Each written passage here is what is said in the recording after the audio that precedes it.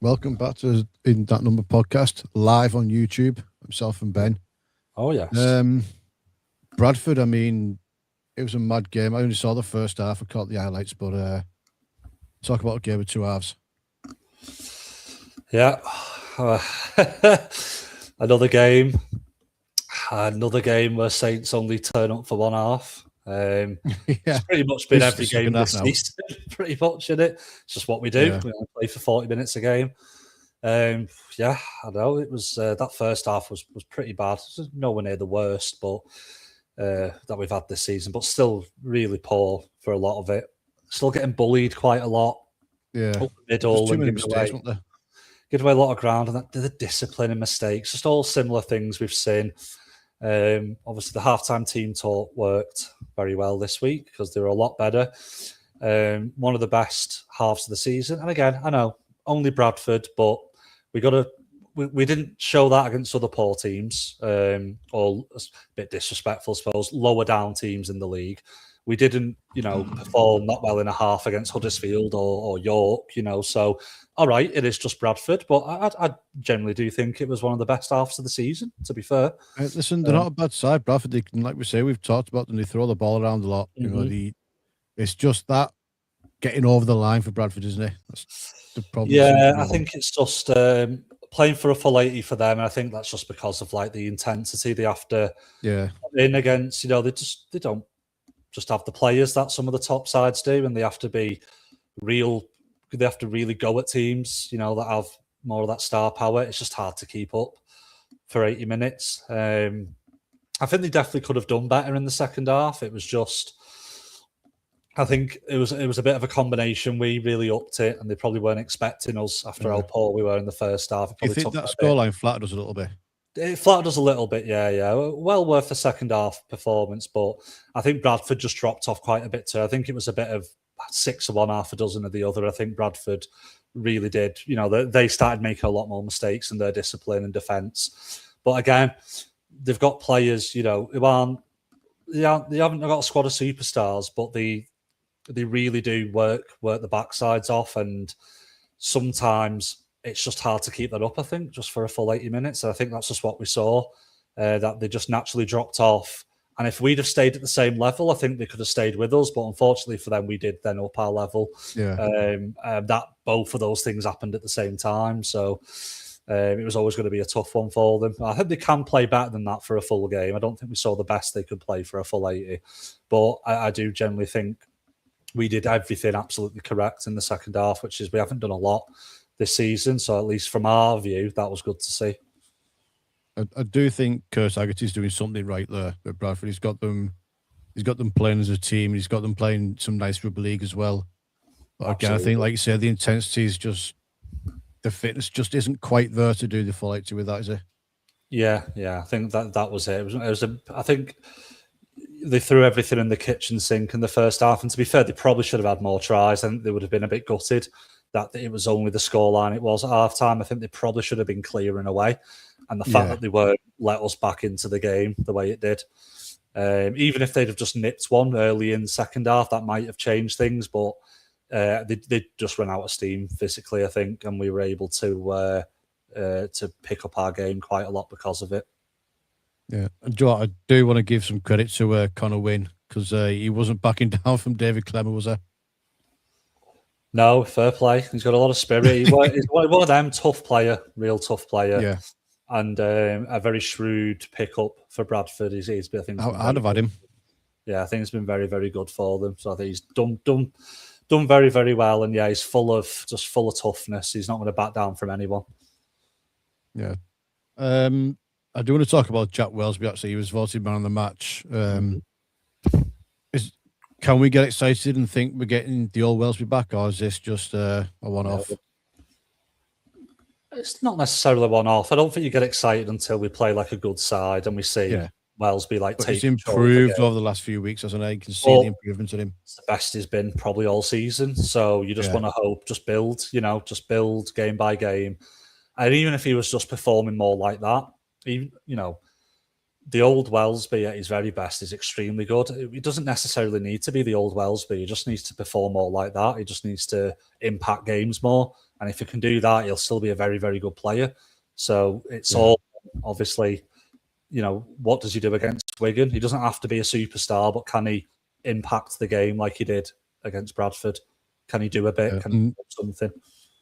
The way that Wellesby and Hastings linked up as well, I was really impressed with that. Yeah, I think one of Hastings' better games as well. Yeah, one of Hastings. I think Hastings has had quite a few. That was one of his best ones. And just how natural it looked. Again, I know it's not.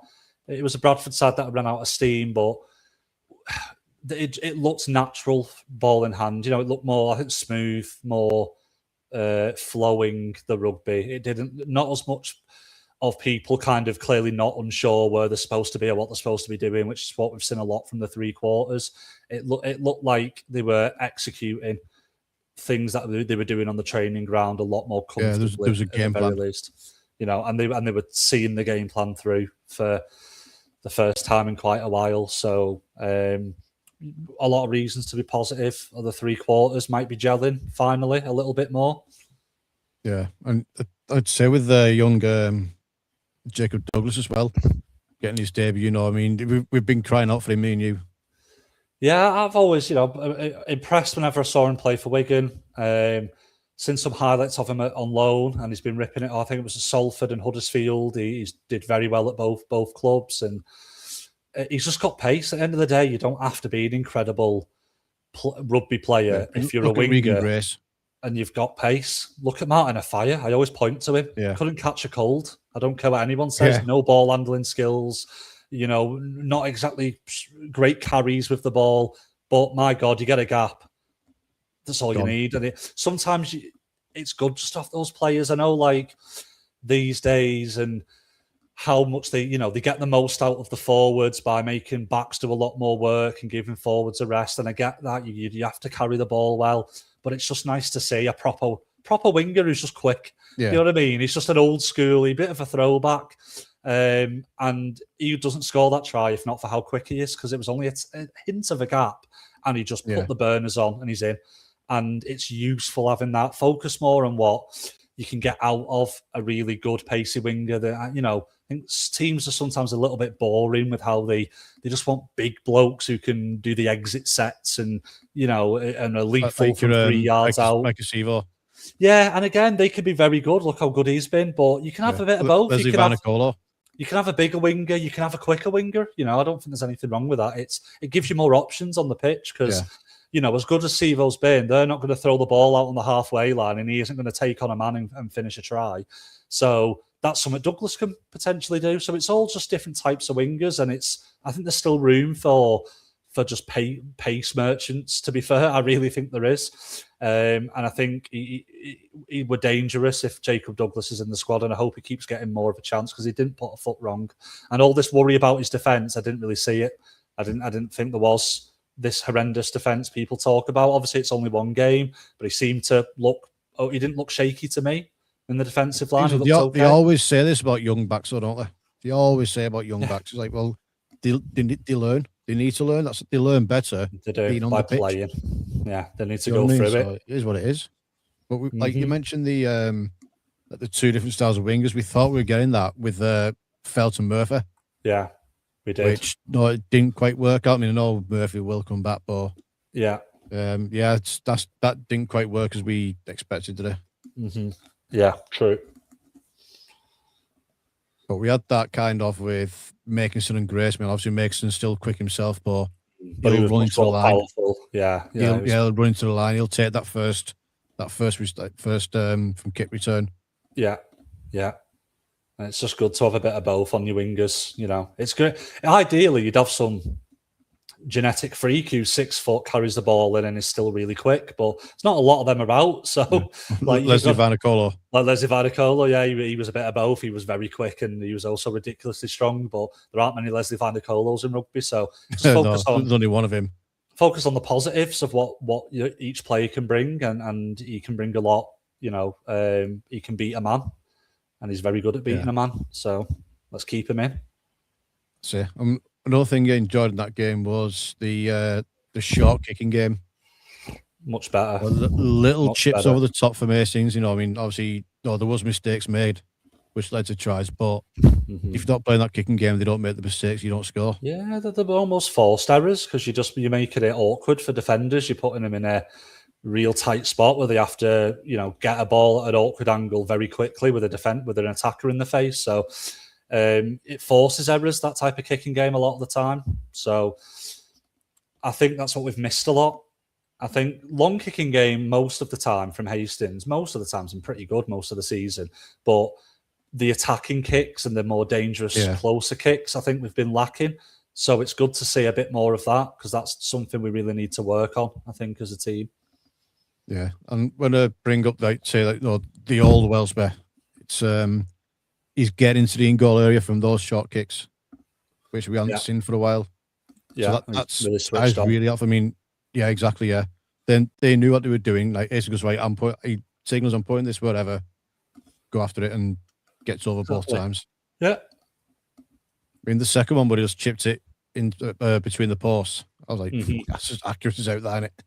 Yeah, it adds a complete other facet to your attack, and especially if, like what has happened to us, if your attack with the ball in hand isn't working out, it's very useful to have that in your pocket. Your attacking kicking game.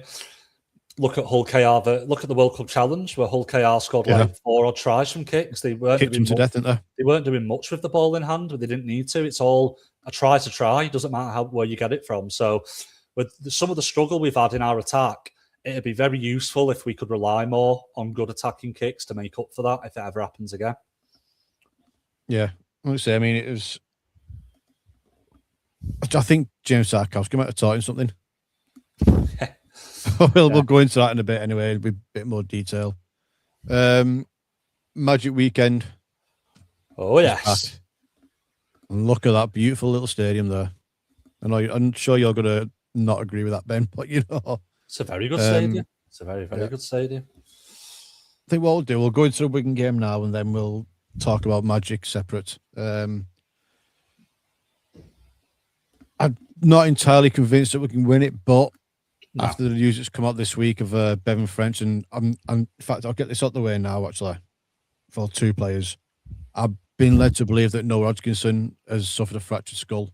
So we want to wish him the best, because you don't want to see players get injured like that, especially a young lad. No. And also Will Gardner. I want to put out there that we hope he gets better as well. Had a bleed on the brain apparently from that challenge. So yeah.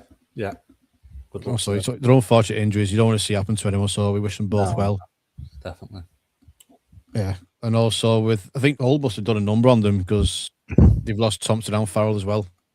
Yeah, for a number of weeks and 4 players out for this one. Yeah, don't really care because one, we've got more players out still. I think we've got about 9 out. Granted, only about 3 or 4 of them you'd argue are first team, but still, we've got just as many players out. Doesn't really matter. And also, they were out Bevan French for the semi-final, and look what they did. So that's not a problem to him. That plenty of good players there still, and they still maintain that. As exciting as French is, it's all off the back of the forward work and Harry Smith. But with the injuries being in the forwards, a couple of them anyway, that might actually be more beneficial than French being out, because our big problem, and we saw it in the semi-final, where we started quite well, had a good amount of ball, couldn't score a try, and then we just ran out of steam and they just battered us through the middle, dropping off tackles, missed tackles. The first 2 tries had about 4 missed tackles in each one leading up to it.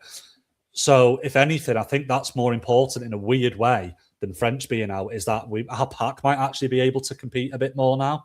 because that's where we have struggled in defensive physical contact, where we are just too lightweight.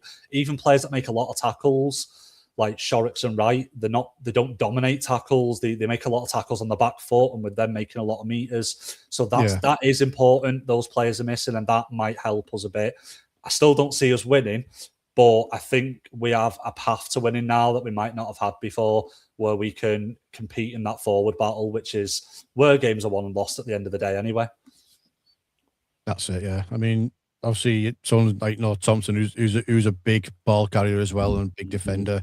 Yeah. The experience that Liam Farrell's got is, you can't buy that. So it is going to be interesting. Obviously, we haven't seen the squad yet because, we're 3 days out. So that's only coming out tomorrow. That's only be out tomorrow. But I imagine it won't be much change to the Bradford game. I don't imagine so. I don't think we've got anyone else.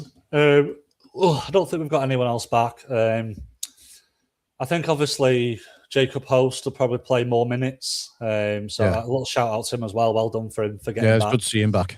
After such a bad injury, after a good start. That's another big bonus for our pack, especially with how much he struggled. It's great to have him in there as well. But I think we'll see pretty much the same team. And maybe the bench might look slightly different at a push. I don't know. Does Shorrock still play 9? Just Humphreys or does Burns then come in, who was the 18th man, so he was close last time. We'll have to wait and see. But there won't be too many changes, I don't think, from the Bradford game. No, I said we haven't got that many options to change anyway, have we? Exactly. What else do you know? Yeah, so before going to Magic, we'll touch on the women's game. Not the result desired, but again, very close game. Yeah, very similar to last year, where they got beaten very well in the cup final.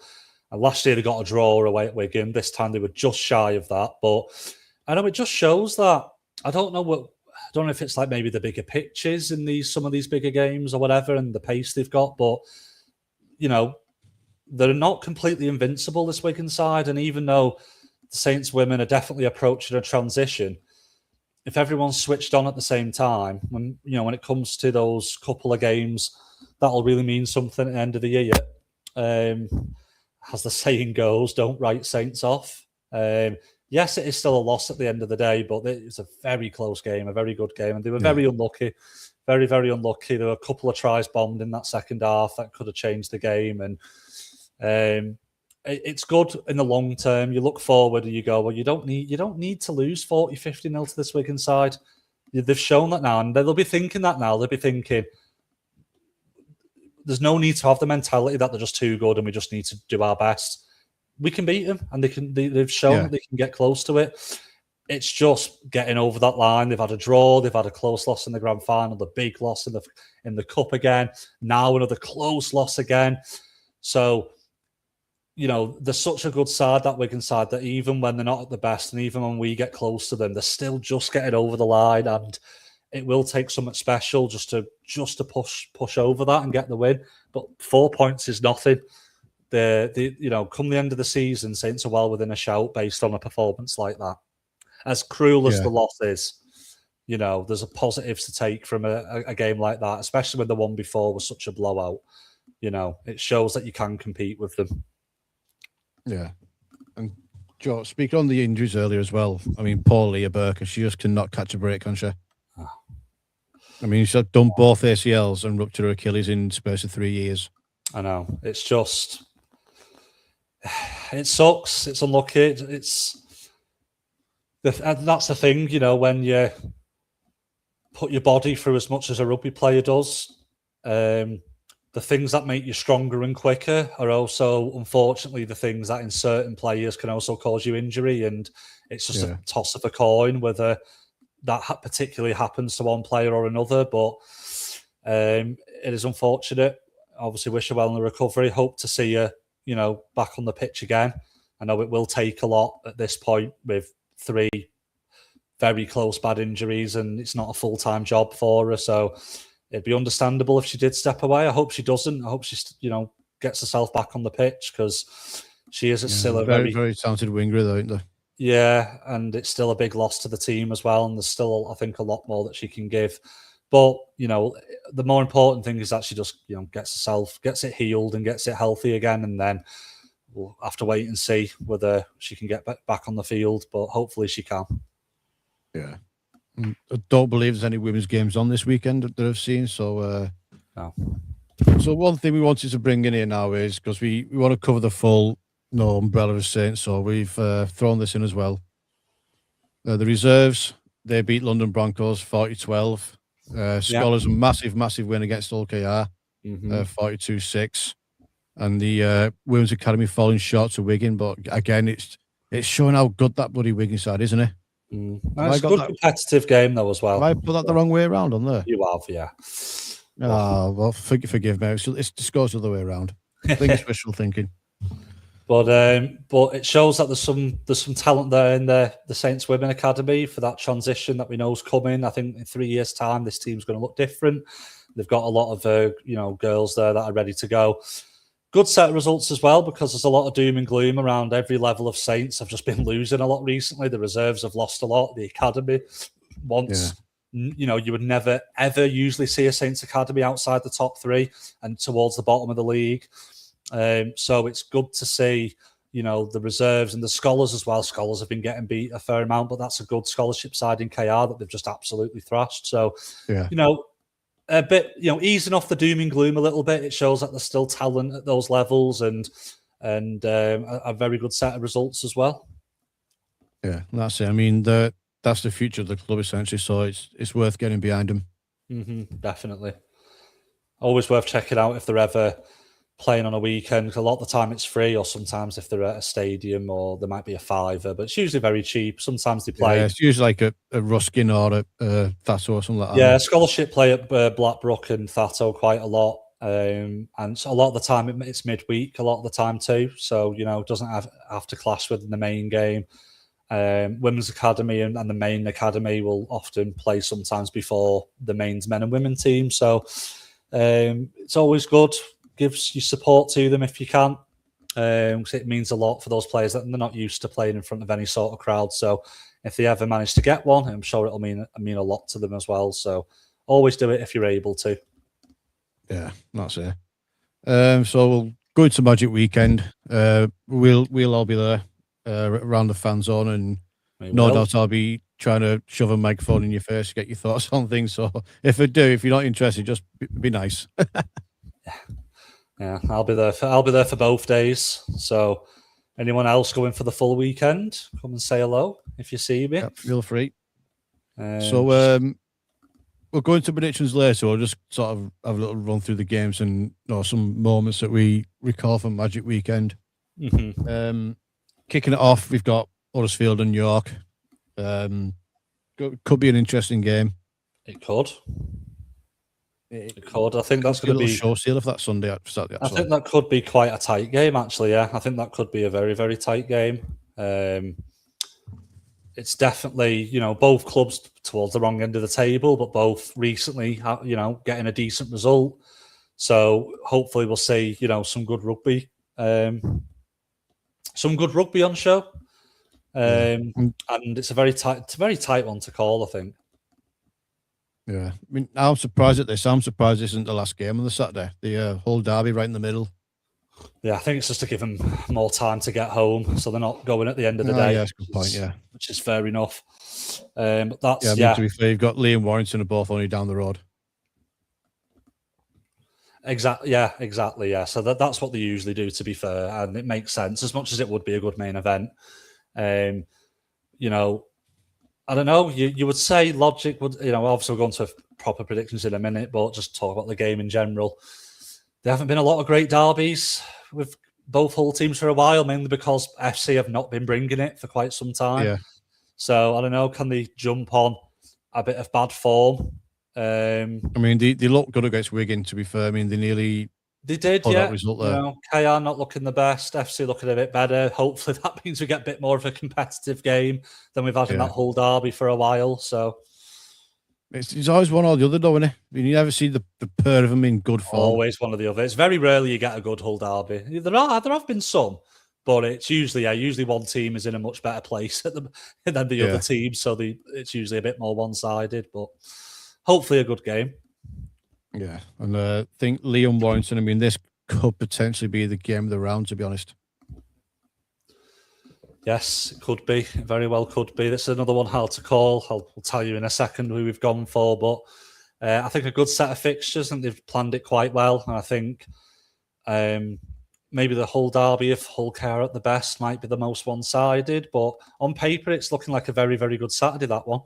And it's definitely worth, the atmosphere is always great. So if you've got yourself a ticket, go to the other games too. Don't just go to your own team's game. You've paid for an entire day, or you've paid. I mean, you can go in and out the stadium into the fan zone. Go in and out, but I wouldn't just stay outside until your own team's game.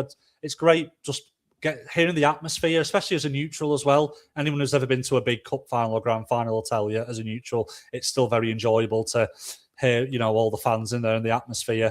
And it's also quite nice when you don't have much stake in the game as well, and you can just kind of enjoy it no matter what happens. Yeah. It's always quite good. I'll probably be in and out on the Sunday, just sort of.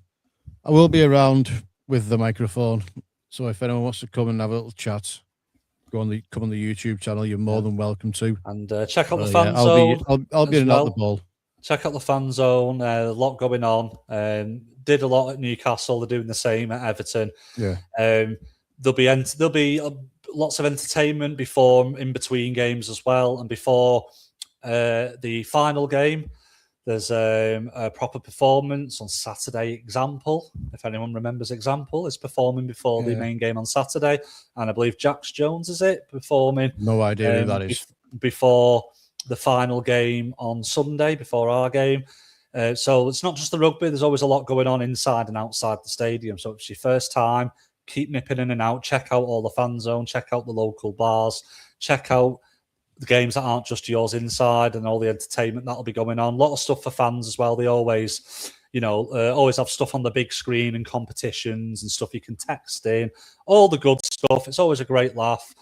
Take part in all of it and enjoy all of it. If you go in tomorrow, if you go in on Saturday, and if you're going for the full weekend or just Sunday too.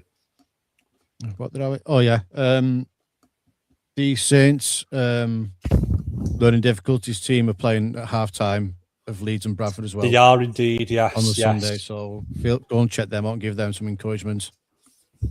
Yes, please do. It's a great occasion for them. So they'll mean a lot. It will really mean a lot to them if they hear some fans, chanting and cheering. Yeah, it'll be nice for them. So on to the Sunday, you've got Wakefield and Castleford. Again, it could be an interesting game, that one. It could be a very interesting game, that one. So derbies are always feisty, so the atmosphere will be good at the very least. Yeah. I mean, there's only Warrington and Lee and Huddersfield and York that aren't essentially derbies, aren't they? Or rivalries. Yeah, rival. Yeah, essentially, yeah. And the French ones. It's not really a derby because they're like over 2 hours from each other. It's the French game, isn't it? That's all just trying to work. French derby. Yeah. But this derby's good to have back though, Leeds and Bradford, because there was always fireworks in those games, weren't there? Especially when Barry McDermott and Stuart Field had a pop at each other. Indeed, and obviously the infamous 20 yards offside, last second Leeds winning try from 2007-ish, I think it was. It's always a iconic moment for some of the wrong reasons, but yeah, just ask Robbie Paul about those games. He'll tell you about it and all. Definitely. Because he seemed to enjoy them as well. And then closing the show, the main derby. I'm going to say it, the main one. The original Rugby League derby, as Brian Carney rightly pointed out on Sky the other day. Well done, Brian. Yeah. The original. And Joe, I get it. The whole one is the geographical one. Like, the same city. You can call it a true derby. That's fine. But this is the original. Okay. I mean, also the word derby in all sports never means you have to be from the same place. I don't know why Hull fans seem to think it needs to be. It's not the case in anywhere around the world, but it's fine. Let them be weird. Liverpool Man United is considered a derby, isn't it? Exactly, yeah. So just crack on. Anyway, Lord Derby himself gave our game the name Derby. So We're not allowed to mention that. So unfortunately, we are the original Derby. So In our sport. Unlucky. Yeah. I mean, yeah, technically the only one, the first one other than the horse race to be called a Derby. True, yeah. And it will be a very good main event as well. Yeah. And move on from that, so it's also part of Magic, right? Finally, the club are marketing themselves. They brought in Everton centre-back James Tarkowski. We all know Jack Orr's a big Everton fan. It was actually quite entertaining to watch, wasn't it? I mean, he picked it up pretty quick, didn't he? Yeah, it was good. It's always good to do stuff. I know, like, I remember Wigan doing stuff before, like a World Cup challenge once. I can't remember. I know we've done it before. I know Saints have done it before with football teams a few years ago. It's something, with our proximity, the closest club to Liverpool, the Magic Weekend is in Liverpool. It's just like no-brainer stuff. We should be doing a lot more of it, really. But it's good that we've done something. I do think we should have done a lot more than we have. But it's, step by step. As if it stays at Liverpool every year, hopefully we can have more of an influence and have a lot more presence in the city itself. It would have been good. Obviously, very hard to do. Very hard to do it the other way around with it being a football pre-season, unfortunately. But, it'd be cool if at some point we could go to, go into Everton, go to Liverpool and do stuff the other way around. That'd be a big boon too. But great. I mean, great you've already got Liverpool women's playing at Brewdog. Yeah, so it's good, So you've got the relationship with them. Let's keep pushing this Liverpool thing. Let's keep doing it. It's good. Get them both on board. We're not going to get into Manchester, are we? Let's face it. Can't force Everton and Liverpool to do stuff. I get that, but you can always try more. And it's good of Everton, in a pre-season as well, in the break to, get a player on board to come and do this with us. That's, fair play to them as well, because they could have just said, some rugby league thing, I'll forget about it. But, they've embraced that it's their stadium, which is good. They have advertised it a lot on their website, I've seen. And so Everton as well, again, they could have just kind of ignored it a bit, but they've gone, no, this is our event. It's at our stadium. We have to push it too. So there's been some good promotion from the football club, which is always really nice to see. Especially because Newcastle did a lot of the same thing, and I was a bit worried that will Everton do the same? Will they take to it as much, or will they just be counting the cash? But no, Everton have fully embraced it too. So, and that's a big plus for all the teams at Magic. Hopefully, get a lot of casuals through the door. And I know, just personally from work that, there's at least 3 Everton fans I know who don't have a clue about rugby league, but they know Magic Weekend's happening this weekend and they know it's rugby. So they're doing something right, something right's going on there with the marketing, which is good. And also you've got the Denby Castle and the Bridewell who do put a lot of the rugby league on as well. So it's nice we just like crack the door open a little bit into the city. Don't we? Just need to kick it down. Yeah, those two pubs, they're owned by the same people, and they are the Saints fans and the Everton fans, and they've always done loads. They've always had I remember years ago it was like the only two places you could go to watch like a rugby game if there was any football or rugby union on was either the Bridewell or the Denver Castle. So they've always put rugby league first in a city that is not rugby league heavy. So if you are going to be out and about before, during, after one of the two, please give them your support because they are proper rugby league people, the owners, and they've been fighting against the tide of football and rugby union and stuff in that city for a long, long time. Yeah. They also now own my favourite little dive bar in Liverpool. They own the Swan now as well. It's them that's got it. So very exciting times to that pub as well because the cracking owner's really, really good. Yeah. I feel terrible because the fella's name I can't remember off the top of my head, but you'll see him out. You'll probably see him about. If you ever see his Facebook post, you'll see him there. He was there at the Ashes at the Denver. Dead friendly guy, Cumbrian Saint. Say hello to him. He really, really cracking fella. Another one. No, there's more than one. Believe it or not, there's fucking loads of them. I know, yeah, there is a surprising amount, and he's one of them too. One of the owners there.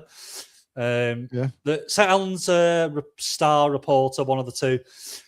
start. I've put on a really nice list. If you'll go on their Facebook, of 13 pubs to visit. If you're not familiar with the city of Liverpool, obviously Denver and Bridewell are on there, but there's plenty of other great ones there too. Anyone who wants to jump in early, I do know just off the top of my head, because I know a lot of people might be thinking, oh, if we're going early, we might have to go to Spoons. You don't necessarily have to go to Spoons, guys, because I do believe Denver and Bridewell, not been confirmed yet, but for the Ashes, they were open an hour early. So keep an eye on their socials. They might open a bit earlier than the 12. They might open about 11. Yeah. But if they do, we follow them on Instagram. We'll share it. If they, get it do, shared. So you'll see. And also there is Red's Bar as well, which is open at 11. And there's also one around the corner. It's not too far from Magic Weekend. That is a Liverpool theme bar. But it's also fair play to them. They are also heavily promoting Magic Weekend at the pub too, even though it's at Everton. That's it. I mean, they're going to take money and not this, so they may as well get behind it. Good to do that. And then there is also as well the Lion Tavern around the corner from Red's name. You got the Blue House as well across the road. Yeah. So there's quite a few that are opening. Seen Willie Mason on the pint there before the Ashes. Yeah, quite a few opening early. Yeah, so the ones on your walk down, you'll see them even if you just put Google Maps into the stadium. Keep an eye out as you're walking. You'll see quite a bit of activity on after you get past the bridge and down towards that area. So there's quite a few options for any early risers. Anybody who's on the full day sesh. Quite a few opening at 10 at 11, and then later on than that, obviously the city will be alive and there's plenty to choose from after that too. Yeah, so I'll be getting the coach from the Bull and Dog at 11:30, so I should be down there by 12:30, I imagine. Some little heartwarming news here, by the way. Come across this on the St. Helens Star Facebook earlier. This brilliant young man here. Yes, let's share it. Yep. So Jack Sillard, he basically found out the diagnosis of J-Arrow. Obviously, the lad's rugby mad, and wanted to know more about what the diagnosis of him was, and but took it upon himself to go running every day for the whole of June, raising money for MND. We will link the donation page on here once we're all done. And I will disclaimer, by the way, I did get permission from his dad to use an image of him. Yes, with him being a minor, so that's been sorted out. So thanks very much for that, mate. And well done to him. Well done. Brilliant. I mean, for an 8-year-old lad to just think, all right, I'm going to raise money for this incurable disease. So wise head on young shoulders. That's a good. That's really very, very nice, very sweet, and to kind of not understand, but to kind of really get to grips with. MND to ask those questions and to feel the need to then go out and do something at 8, and no one would expect anyone to do that at all. I think people would be absolutely fine if you did absolutely nothing as an 8-year-old. So just doing all that, pretty cool, pretty cool. Good money raised too. It's an incredible association. Once I've got my full, because I'm still working on booking some things, it's one of the organisations I'll be raising money for when I know exactly what runs I'm doing and when, along with a couple of the local ones. You'll hear more about that when I've actually got everything booked in. They'll absolutely be on the list for one of them at the very least. Awesome organisation. Well done to him. Well done. Yeah. And we know he plays for Pilks as well, so good luck with your season, Jax. Well done with everything you've done, mate. You've made your mum and dad very, very proud, and you've made the rugby league community proud. Yeah. So, well done, mate. Well done. Prediction time, Ben. God, here we go. Start with Thomas. Here we go. There's a couple of brave ones in there. I'm not going to lie. Yeah, there is some brave ones there, isn't there? I think the bravest one there is Hull FC, but hey, listen, you never know, do you? You never know completely. I do get that, but that is very, very brave to put Hull FC. I know KR not at the best recently, but that's how many? When's the last time Hull FC won a derby? I don't know. It's a while, isn't it? Do you know what I've just remembered as well? I was meant to say this. We were on about Magic there. And obviously the club marketing themselves. Boots has been out and about in Liverpool City Centre as well. He has, to be fair, yes. Been down to the Beatles Museum and all that. Yeah, and that's good. More stuff like that's always welcome. We do need, and not just for Magic. Do it a lot, a lot more. Like everywhere that's what we're a game we're playing. Send Boots out there for a laugh. Yeah, send Boots. You know what I mean? Send him. Yeah. So Ben, we'll have a look at yours here. Indeed. I think you're not too different to mine. Yeah, I think there's a lot of tight games this weekend. I think Catalan Toulouse could potentially be tight. I know Catalan are a bit hot and cold. Huddersfield York, could be very tight. Even the Hull Derby with the recent form could be tight. Again, Lee, Warrington, not much to separate them. Wakey Cash, you probably expect a Wakey win, but so that one might be the most one-sided one. And there's Leeds Bradford. Again, you could argue it could be very one-sided, but it could be a tricky game. So there's still potential for it to be very, very good, I think. Again, to be fair, Wigan Saints is another one that could be very one-sided, or it could be a cracking game. I don't see it being one-sided for Saints in any way. I see either a tight Saints win or a Wigan win, and a Wigan win could be by a few scores. Hopefully not, but we'll have to see. Yeah. Just a little comment here from Adam Bold. Hi guys. Adam again, I just want to say, keep up the good work with the channel. It's great seeing it grow. Wish you both a great Magic weekend, mate. Thank you very much for that. That means a lot to us. Yeah, thanks, Adam. Hey, listen. Life gets in the way. We understand that, so don't worry, mate. I know it's hard enough. It's hard enough for us just to do this every week. Sometimes, So know. it's we know what it's like. Yeah, easily done. So I've got mine here. So you've gone for Toulouse there, I notice. Yeah. Ooh. I think it's out with Catalan Toulouse. It's all going to depend on how Catalan play in the first half. Yeah, Catalan are a nightmare for predictions. Catalan are an absolute nightmare for predictions because they're just so hot and cold. They are the Jekyll and Hyde team of this season. They really are. They can look like a top 2 side, and they can look like a side that finished near the bottom. So I get, it's a fair shout, but it's going to be a good game. The other different one there is Lee. I think they're due that big win, aren't they? They are. They've been building towards it. So, I think maybe this time round they will get it. I can see the logic, to be fair. But they're very hard, these fixtures. All of us could be very wrong. It could be a completely different set of teams than all of us have picked. Because they're all pretty much bankers, maybe apart from Leeds Bradford. But even then, I wouldn't completely rule that out being a close game. So, right. So there's news on Love Rugby League. So take this with a pinch of salt regarding Jake Winfield, and it apparently said by his agents, it's impossible for him to take the deal. If that was his only option, he still wouldn't be able to, as he wouldn't be able to pay his mortgage. We'd have to get another job and show he could fulfill his financial obligations. That's agent talk, isn't it? Yeah, that's an agent talk trying to get some. That's agent bollocks. That's what that is. That's agent. He's doing his job. I get it. It's an agent. Oh yeah, he's trying to get him out the club, isn't it? But at the end of the day, what I mean, always talking about mortgages. I mean, try people working 40 hours at McDonald's who can't afford a mortgage, mate. Jesus Christ, give over. I'm sure that's a load of nonsense. Yeah. That's just something I've spotted as I'm scrolling through. I'm just trying to find if there's actually anything else that we can go into. Not much of a story. Paul Rowley, again, really refused to comment on the identity comments again. No one needs to, though. That's another one that's been blown out proportion, hasn't it?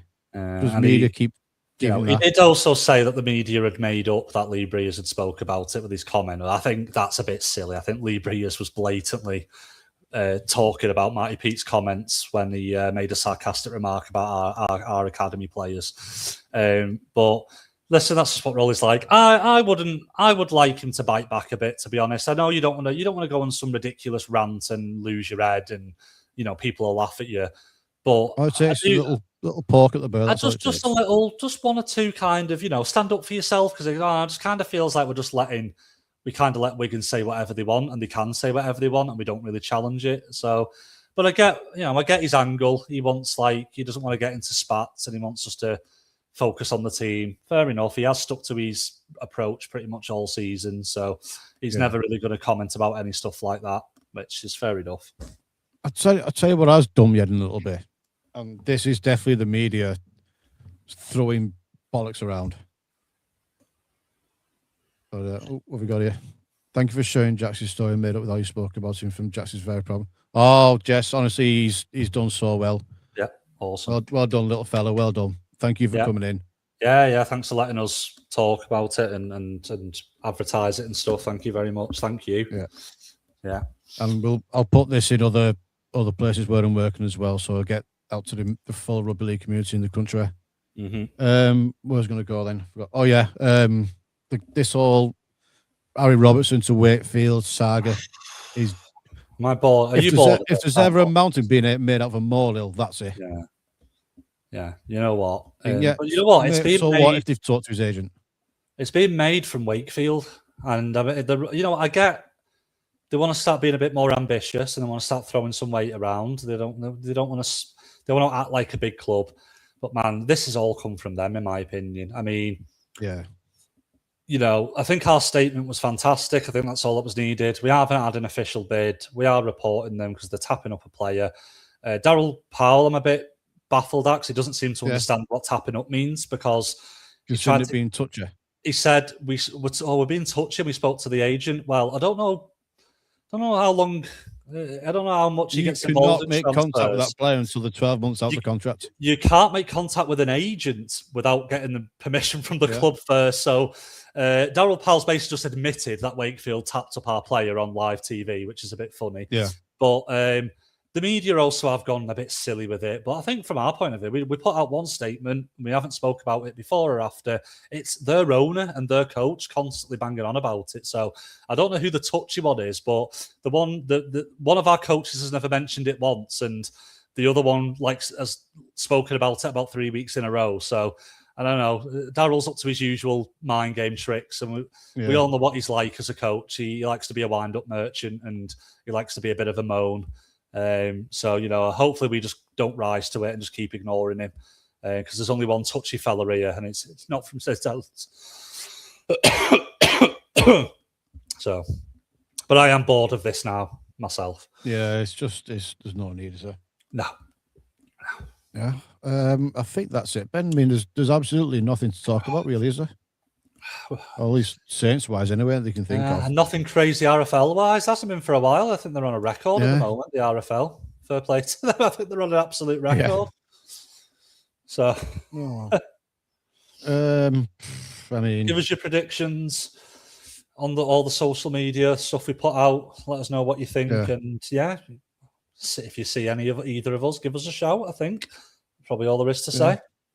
I think that'll wrap it up. But like I say, if you see us about Magic, feel free to come over and talk to us. We will link Jax's fundraiser in the description when we're done. Yes, take off that, please. Thank you. So feel free. We've made a donation on behalf of the podcast as well, so feel free to follow on with that. He's done really well. He's raised. Let me see what he's up to at the minute. It is a really good story, this.